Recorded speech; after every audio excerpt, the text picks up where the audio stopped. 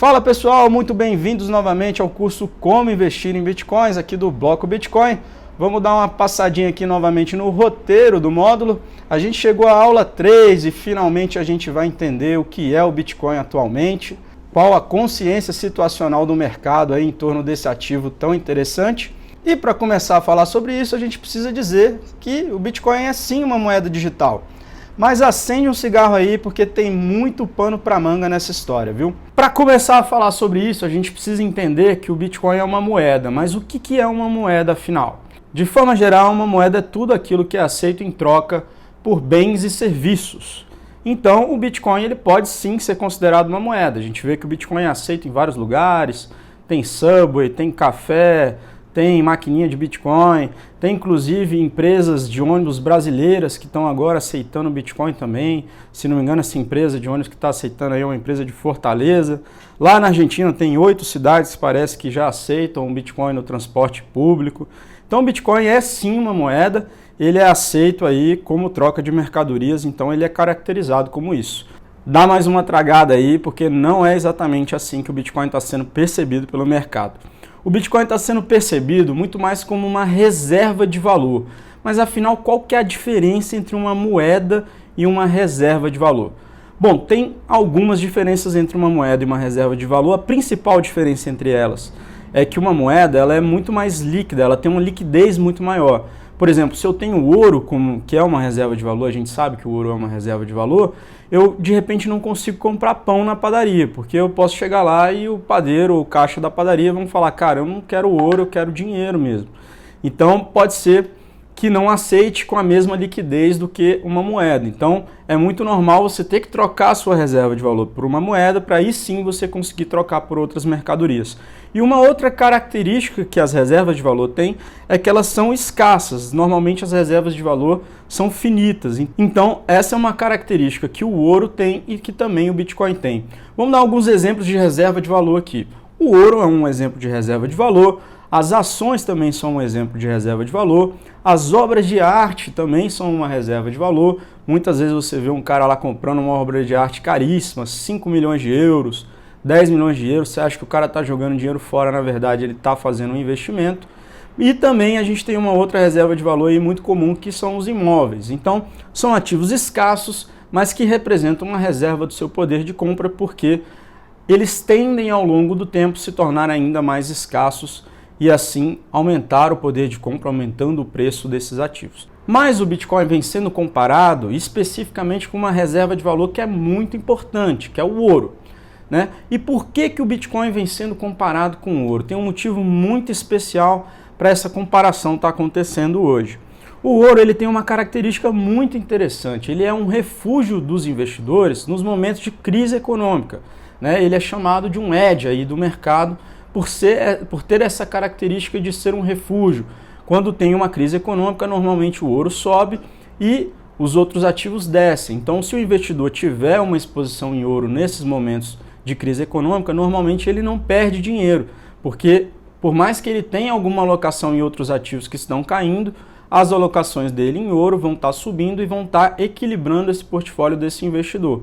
Então, muitas vezes, o ouro funciona como esse refúgio aí dos investidores nos momentos de crise e confusão no mercado financeiro tradicional. E se você fez a primeira aula do curso, talvez você já esteja conectando os pontos do porquê o Bitcoin também é comparado com essa reserva de valor tão importante aí, que é o ouro. Pois é, por natureza o Bitcoin é um hedge do mercado econômico global, porque ele nasceu com fundamentos opostos ao mercado econômico global.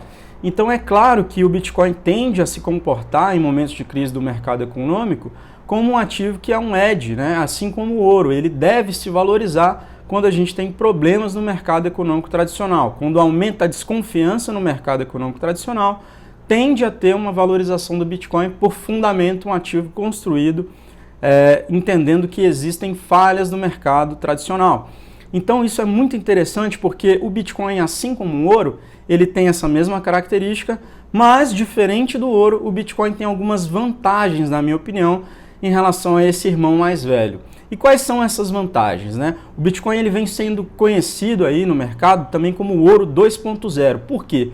Porque ele é matematicamente escasso. Diferente do ouro, que é um ativo fisicamente escasso, é uma coisa muito mais segura do que essa percepção de escassez que existe no ouro. Por exemplo, o ouro pode ser encontrado aí em algum momento, uma nova jazida de ouro, com uma quantidade enorme desse mineral, e aí o que pode acontecer é que a oferta desse mineral vai aumentar no mercado, e aí essa escassez ela pode ser questionada, o preço pode cair, e isso é uma coisa que não acontece com o Bitcoin porque é uma escassez matemática. Você já imaginou que se começam agora a extrair ouro do fundo do oceano com uma tecnologia mais moderna, ou na Lua, como já se falou aí em algumas reportagens aí sobre algumas possibilidades de extração de minerais na Lua. Então, no caso do Bitcoin, a gente não tem essa possibilidade. Então, em relação à escassez, a escassez matemática é uma escassez mais segura e mais previsível do que a escassez física ou a escassez percebida. O Bitcoin também é um ativo muito mais simples de custódia. Imagina, o ouro aí é super complicado você guardar ouro, é um ativo físico, um ativo pesado, que envolve aí um sistema de segurança muito grande, ele é pouco discreto, ele brilha, ele é dourado. Já o Bitcoin é um negócio que você pode colocar num pendrive aí super discreto e tem uma custódia muito mais simples, né? Você não precisa de todos esses problemas e aparatos de segurança que você precisa no caso do ouro, né? Para transportar o Bitcoin é muito mais fácil, né? No caso do ouro aí você tem um problema enorme que o ouro é um ativo extremamente, um mineral extremamente pesado. 1 litro de ouro pesa 13 quilos, né? E apesar de ser um negócio extremamente pesado e ser caro transportar isso por vias aéreas, as mineradoras e aí as empresas que trabalham com logística de ouro costumam transportar o ouro com contratos de helicóptero, de aviões, porque é muito complicado você transportar o ouro em estradas, porque é extremamente inseguro, as pessoas podem ir lá roubar o ouro. Então é hiper complicado você transportar ouro. E quando você fala de Bitcoin, você aperta um botão e o Bitcoin que estava aqui em sua posse, você estando no Brasil, ele vai passar a posse de um chinês lá do outro lado do mundo em questão de segundos. Então é muito mais simples o transporte de valor em Bitcoin do que em ouro. Então essa é uma outra vantagem extremamente relevante do Bitcoin. E uma outra coisa é que o ouro ele é muito difícil de dividir. Hoje a gente está gravando aí esse episódio em agosto de 2019, o grama do ouro está valendo R$200. Imagina se eu precisar dividir ainda mais isso. 1 grama é uma coisa extremamente difícil de se dividir. Então imagina esse ativo aí valorizando ainda mais para $2.000 o grama. Imagina o quão difícil é você dividir esse ativo. Já o Bitcoin ele é extremamente divisível, né? Se chegar aí a 1 satoshi, você está falando hoje de menos de 1 centavo de real. Então, assim, é um ativo extremamente divisível e no caso do ouro isso é muito mais complicado, porque é um ativo físico que é pesado e a partir desse peso você tem um valor desse ativo e diferente do Bitcoin você tem aí N divisões aí desse ativo digital. E quem está vendo o Bitcoin dessa maneira? Eu estou vendo o Bitcoin dessa maneira, mas se você não está satisfeito só comigo, te dando essa minha opinião, tem mais um carinha aí que também está compartilhando da mesma consciência situacional que eu. Eu vou passar um vídeo aqui dessa pessoa falando a respeito do que ele acha, do que ele acha que é realmente hoje o papel do Bitcoin no mercado. E se vocês não entenderem, o vídeo está em inglês, depois eu vou traduzir, eu vou falar para vocês quem é essa pessoa, eu vou falar um pouquinho sobre o que ele comentou aí no vídeo, mas eu quero colocar na íntegra porque se alguém puder entender o que ele está falando, é super interessante ver o próprio cara falando a respeito do que é o Bitcoin hoje no mercado, beleza? Dá uma olhada aí. To return to the question that Senator Perdue had asked you about the impact of a cryptocurrency system on our reserve currency in the world, particularly in the United States reserve currency, which has, as you both indicated in your conversation, I think the United States has benefited from our currency being the world's reserve currency. If a cryptocurrency system were to become prevalent throughout the globe, would that diminish or remove the need for a reserve currency in the traditional sense? I think things like that are possible, but we really haven't seen them. We haven't seen widespread adoption. I mean, Bitcoin is a good example. Really, almost no one uses Bitcoin for payments. They use it more as an alternative to gold, really. It's a store of value. It's a speculative store of value, like gold. So we don't have, and people, of course, have been talking about this since cryptocurrencies emerged, but we haven't seen it. But that's not to say we won't see it. And if we do see it, yes, you could see a return to an era in the United States where we had many different currencies, and in the so-called, I guess, national banking era. Bom, pessoal, vocês viram aí falando Jerome Powell, que nada mais é do que o presidente do Federal Reserve, é o Banco Central americano, falando que sim, o Bitcoin é visto pelo mercado como um ativo muito parecido com o ouro, né? E ele fala aí como uma reserva especulativa e menos visto como uma moeda. Então essa é, de fato, a visão do mercado hoje em relação ao Bitcoin. Ele é usado menos como uma moeda e mais como uma reserva de valor. Então, o que isso significa, né? Quais são os pensamentos que a gente pode desenvolver a partir disso? A gente pode pensar, por exemplo, o quanto dinheiro que é aplicado em ouro hoje. Essa seria uma reflexão muito interessante, porque se o Bitcoin ele é comparado ao ouro, se ele é o ouro 2.0, o que poderia acontecer se cada vez mais o mercado chegasse a essa conclusão? Beleza, se todo o dinheiro do ouro fluísse para o Bitcoin, por exemplo, o que poderia acontecer? Aí você pode falar, Jair, você está exagerando, cara. Todo o dinheiro do ouro fluir para o Bitcoin é uma hipótese bastante remota, né? A gente está falando aí de muito dinheiro, eu acho que não é uma coisa que pode acontecer. Então, beleza, pessoal, vamos botar aí 20% então do dinheiro do ouro indo para o Bitcoin. Não, vamos colocar então 15%, pode ser 15%? Mais conservador? Beleza, então vamos colocar 10% do dinheiro do ouro indo para o Bitcoin. Qual seria o impacto disso? O que ia acontecer se 10% do dinheiro que existe alocado hoje em ouro fosse alocado em Bitcoin? Vamos fazer essa conta. Como é que a gente faz essa conta? A gente tem aqui um número que é muito importante para a gente fazer essa conta, que é o market cap, né? Que é a capitalização de mercado do Bitcoin agora. A gente tem aí, nesse momento, como é que essa conta é feita? Deixa eu explicar para vocês. Ali embaixo a gente tem um número de 17.890.000 Bitcoins aproximadamente. Esse é um número total de Bitcoins em circulação nesse momento. A gente tem o preço ali em cima do Bitcoin de 10.172 dólares. O que a gente faz para saber o market cap? A gente vai multiplicar esse preço pelo número de moedas que tem em circulação. Então, se você fizer essa multiplicação aí, você vai achar aquele número ali que está circulado, que dá mais ou menos aí 182 bilhões de dólares. Esse é o tamanho do mercado do Bitcoin hoje. Se você pegasse todas as moedas e vendesse em circulação e vendessem pelo valor de mercado, pelo preço, ia dar esse montante de dinheiro aí de 182 bilhões de dólares. Beleza, e qual que é o market cap do ouro, afinal? Bom, se você chutou 500 bilhões de dólares, é melhor você chutar mais um pouco, porque não é isso daí. 1 trilhão de dólares? Mais. O market cap do ouro é mais do que 1 trilhão de dólares. 5 trilhões de dólares? Mais. O market cap do ouro ainda é maior do que 5 trilhões de dólares. 8 trilhões de dólares é o market cap do ouro. O que significa que 10% de 8 trilhões seriam 800 bilhões de dólares de market cap do ouro indo para o Bitcoin, o mercado do Bitcoin.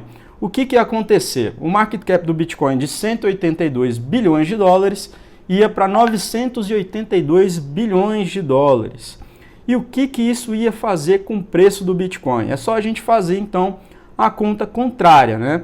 E a gente ia encontrar um número muito interessante aí. Então, 982 bilhões de dólares dividido por 18 milhões de moedas. Eu coloquei até um pouquinho mais de moedas em circulação aí, porque eu achei interessante a gente pensar que isso pode acontecer aí no momento futuro, onde vai ter um pouquinho mais de moedas aí em circulação. E a gente chega ao seguinte número: o Bitcoin chegaria a valer mais de 54 mil dólares. É uma valorização aí de mais de 5 vezes o que a gente tem hoje aí no preço do Bitcoin. E tem muita gente que acredita que 10% do market cap do ouro é só o começo, né? Existem pesquisas aí no mercado que dizem que o market cap do Bitcoin deve ficar muito superior ao market cap do ouro. Isso eu acho bastante especulativo, não dá para a gente saber se isso vai ser realmente dessa maneira.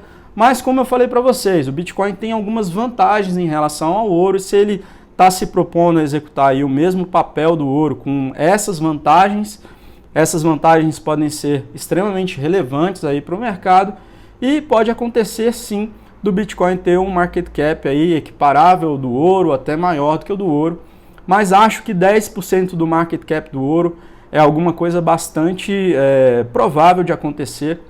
Isso é uma coisa que é realmente muito plausível.